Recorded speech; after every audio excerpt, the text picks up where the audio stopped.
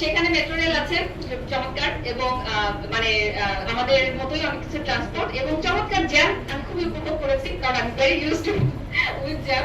So আমার খুবই ভালো লেগেছে যে সেখানে যে আমি জ্যামের দেখা পেয়েছি, এবং সবকিছুর ভিতরে আমার যেটা ভালো লেগেছে যে নিট এন্ড ক্লিন রাস্তা, এটা ভালো লেগেছে। এবং আমি আমার সামনে কাউকে সিগারেট খেতে, ধূমপান করতে বা এই ধরনের কোনো বিষয় আমি দেখি না, এটা আমার কাছে খুবই ভালো লেগেছে।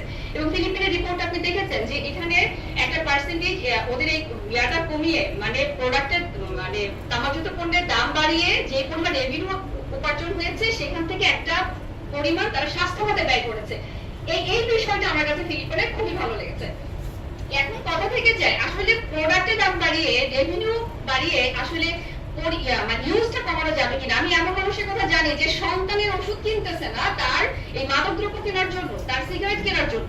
আর এইখানে দামটা আমি জানি এটা এখন বাড়ানো সম্ভব না, জাস্ট আমার অ্যাজাম্পশন থেকে আমি বলছি, যদি কখনো একটা শরাটা যদি 100 টাকা হয়, একটা প্যাকেট যদি 1000 টাকা হয়, আমার মনে হয় না যে তরুণ সমাজ এখানে ইন করবে 1000 টাকা দিয়ে থাকে, তখন গায়ে বাঁধবে। একটা মেয়ে কিনতে গেলে চিন্তা করবে যে আমি তো ড্রেস কিনি বা একটা ব্যাগ কিনি, একটা ছেলে কিনতে গেলে মনে করবে যে না আমি একটা এটা কিনি। হ্যাঁ, তখন একটা ইকুয়ালিজমটা আসে। সো একটা আইডিয়া এখানে আসে যে একটা শরাটা বিক্রি করা যাবে না, এক প্যাকেটে বিক্রি করতে হবে। এবং